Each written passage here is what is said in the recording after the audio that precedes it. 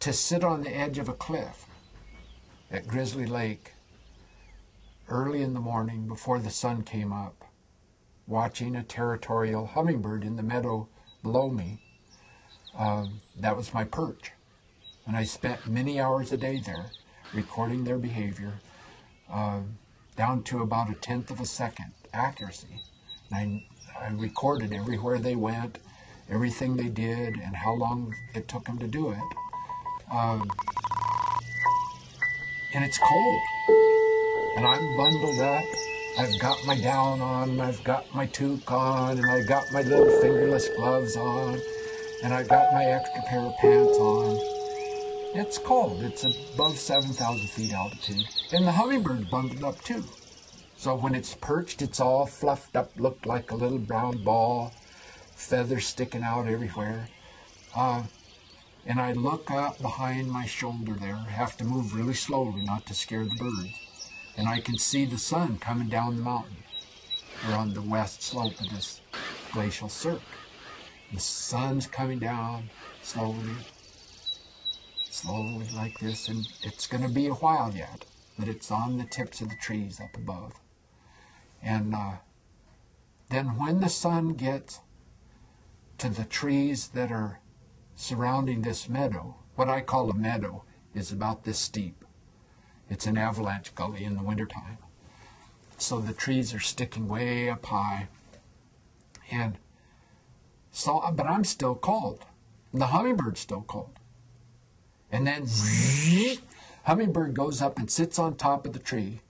As soon as there's the tiniest bit of sun at the top of that tree, and just sits there and preens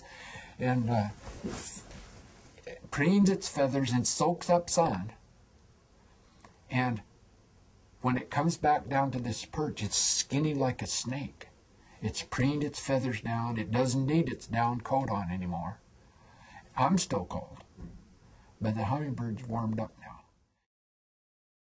The most fundamentally important thing that I discovered early in my career had to do with the relationship between hummingbird territory size and flower density in meadows.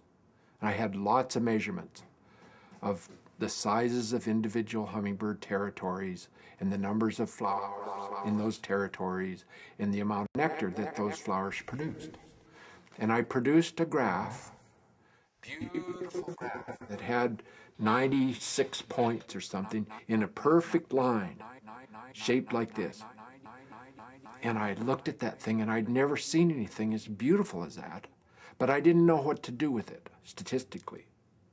And I went down to find Dan Udovic, who is a young professor, about the same age as I was, maybe a little bit younger. But he was green behind the ears, and fresh. And I was kind of old, and I'd taught before and all that. But he knew a lot about statistics. And I found where he was. He was teaching a lab. And I went to the door and I said, psst, like that, Dan, come here. And he said, I'm teaching a lab. And I said, come here, get over here, Dan, and come out in the hall.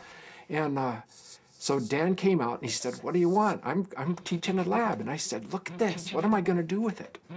And he looked at that and he said, oh my God, what? Don't you realize what you have here?